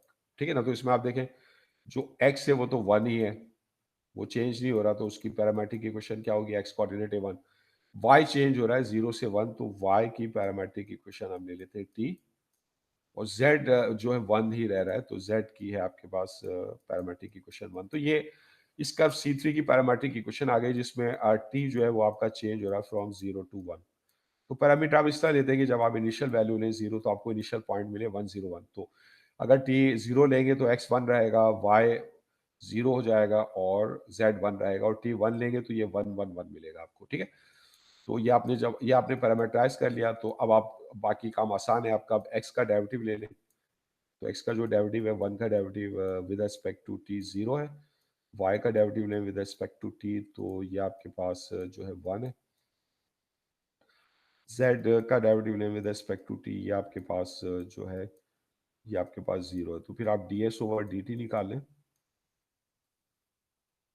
ये जो dr ओवर dt का मैग्नीट्यूड है आपके पास, तो ये अंडर रूट जो x का डेरिवेटिव है इसका स्क्वायर, प्लस जो y का डेरिवेटिव है इसका स्क्वायर, और प्लस जो z का डेरिवेटिव है इसका स्क्वायर। ठीक है, तो इसमें वैल्यू सब्स्टिट्यूट कर दें आप। x का डेरिवेटिव ये 0 है आपके पास,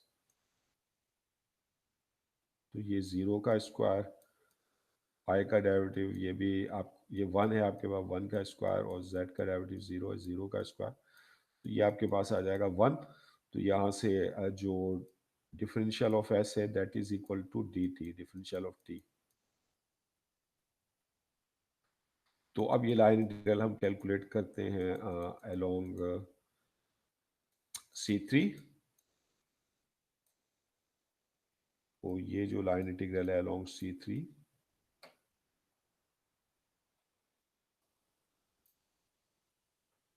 तो ये 2x plus y square minus z और ds। तो इसमें वैल्यू सब्स्टिट्यूट कर दें, जो पैरामीटर वो चेंज हो रहा है 0 से 1, और पैरामेट्रिक इक्वेशन रख दें C3 की, x जो है आपके पास वो 1 है,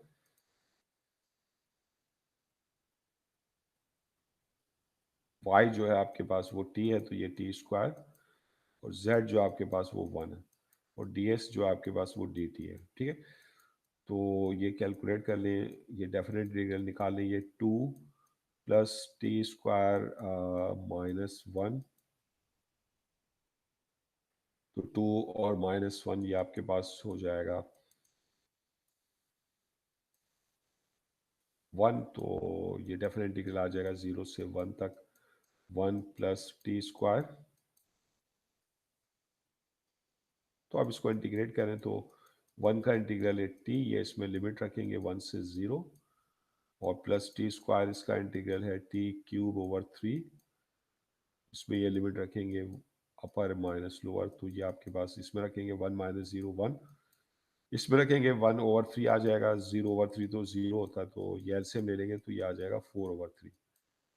ठीक है, तो अब ये जो पूरा पार्ट सी है जिसको हमने तीन पीसेस में डिवाइड किया हुआ था, यानी C1 C2 और C3, तो ये जो पूरा कर्व सी है जो इन तीनों पीसेस पर मुश्तमिल है, तो इस पूरे कर्व सी के अलोंग जो लाइन इंटीग्रल है वो हमें चाहिए था। तो हमने इसके तीनों पीसेस के अलोंग लाइन इंटीग्रल कैलकुलेट कर लिया, अब उनको ऐड कर देंगे तो ये जो पूरा कर्व सी है इसके अलोंग लाइन इंटीग्रल आ जाएगा। ठीक है ना, तो इस तरीके से सो